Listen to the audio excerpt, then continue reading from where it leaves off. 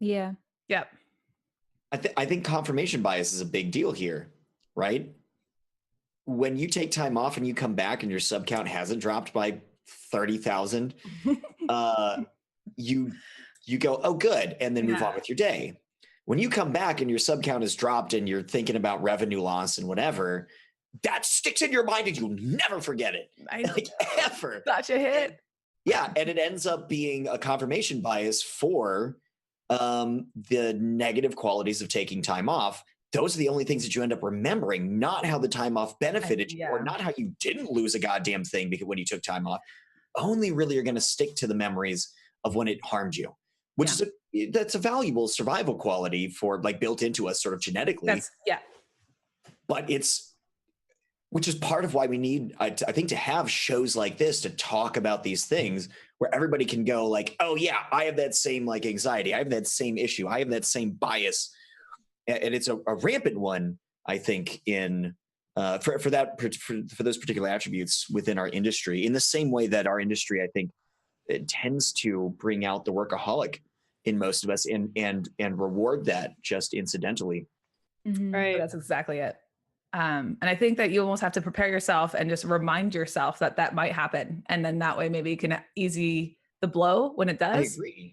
Instead of like going on a break being like, it's gonna be so fun. And then not really thinking about that might happen. And then when you come back, you see it and you're like, oh crap. What do you think about like formulating an acceptable loss? Like before you take a break? I would think you'd have to. You just have to like come to terms with it before you leave. And then that way it's not as bad when you come back. Yeah, it's like I'm at 500 now. I'm gonna be gone for a week. An acceptable loss.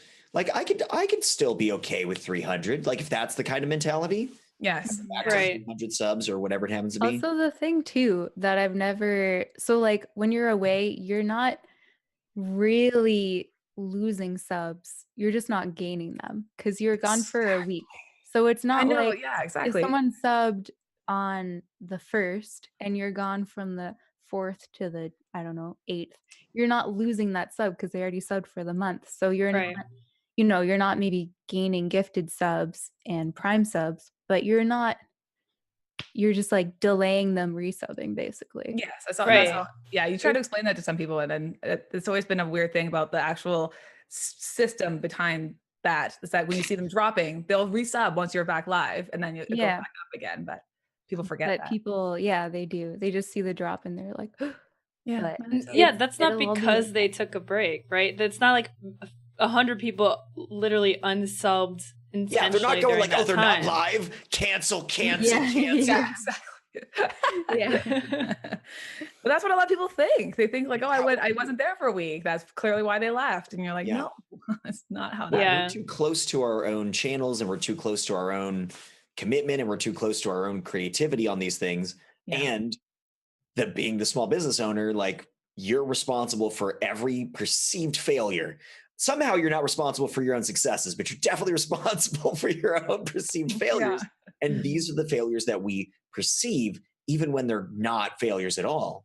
And so then it becomes its own burden and its own weight, and we make decisions based off of that, like this idiot refusing to take time off pretty much ever.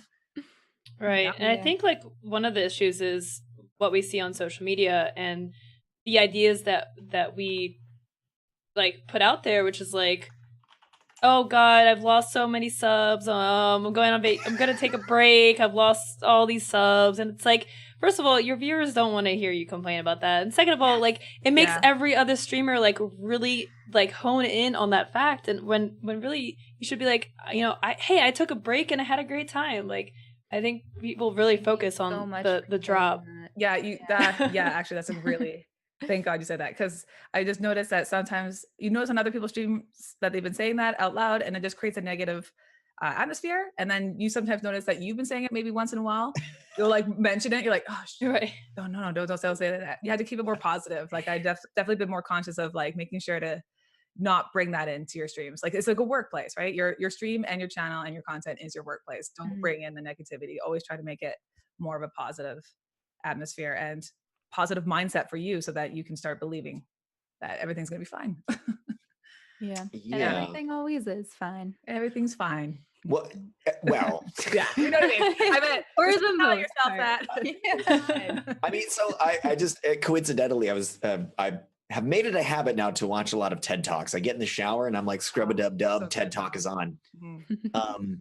And I was listening to one on optimism the other day and how optimism is unhealthy in certain regards. Okay. Optimists and pessimists both perceive themselves as realists, right? We're like, no.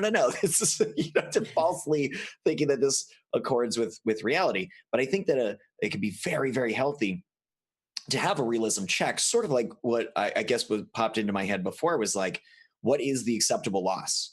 Like if I'm, it doesn't matter what the numbers are. You're an affiliate with 8 subscriptions. You're a 8-year-long partner with 30,000. Where's the range? Can you sort of demarcate where it would be perfectly fine, where you'd still be okay, and put that in a visible place? You come back. Of course, it might be hazardous if you actually go below that, but you'll be within a range, of like normally it's 30,000. You expect to come back to 22,000 after 2 weeks off for a vacation. And you mark that and you're like, that's where I'll still be fine. I'll still be okay if that's the case. And then you can come back and go, instead of hopefully like, oh, I lost so much stuff, go like, oh, I stayed within the reasonable margins, or, RNGesus, it's way better than what I thought it was going to be. I'm actually above the my acceptable loss range. Mm-hmm.